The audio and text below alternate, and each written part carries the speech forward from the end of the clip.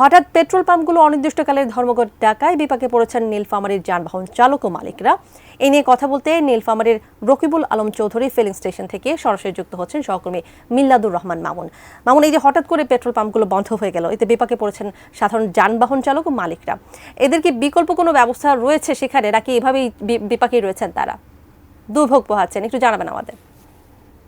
জি তানিয়া, ধন্যবাদ। আপনি জানেন যে আসলে গত রাতে হঠাৎ করে আসলে পূর্ব কোনো রকম ঘোষণা ছাড়াই কিন্তু রংপুর এবং রাজশাহী বিভাগের যে 8 জেলা আছে সেখানে কিন্তু পেট্রোল পাম্পগুলো বন্ধ রাখা হয়েছে। আসলে এটি নওগাঁর একটি ঘটনাকে কেন্দ্র করে এখানে একটি সড়ক বিভাগ একটি অভিযান চালিয়েছে। সেই ঘটনাকে কেন্দ্র করে কিন্তু এই জেলাগুলোর পাম্প বন্ধ রয়েছে এবং এর সাথে কিন্তু নীলফামারীর যে পাম্পগুলো সবগুলোই বন্ধ রয়েছে। আমরা দেখেছি যে আসলে সকাল থেকে আমরা বিভিন্ন পাম্পে ঘুরেছি, দেখেছি যে আসলে বিভিন্ন ধরনের যানবাহন চালকরা আসছেন, ইয়ারা আসছেন যে তেল নেওয়ার জন্য।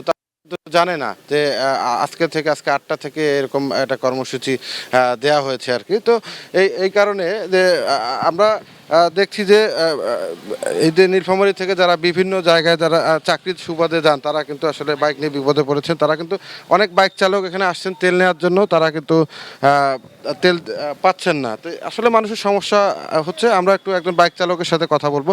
আপনি এখানে আসছেন কেন? আপনি জানতেন না যে আজকে পেট্রোল পাম্প ধর্মঘট চলছে?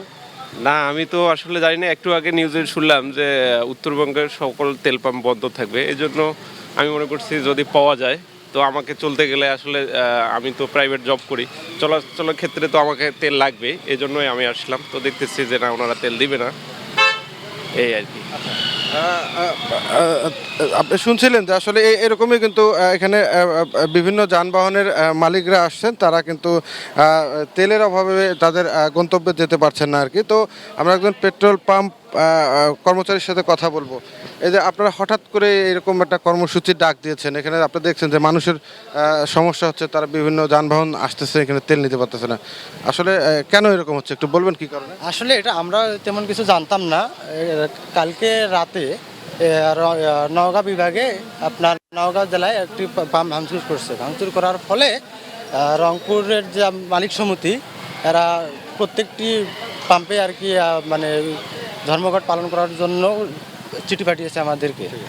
ধন্যবাদ আপনাকে। তাহলে আপনি শুনছিলেন যে আসলে তারা বলছেন যে তারা তাদের শুধুমাত্র কর্মসূচিটাই পালন করছে। তো আসলে সবাই আশা করছে দ্রুততম সময়ের মধ্যে আসলে এটা একটু সুরাহা হবে এবং পাম্পগুলো তেল সরবরাহ শুরু করবে। তো নীলফামারীর পাম্প ধর্মঘট নিয়েছিল আমার কাছে।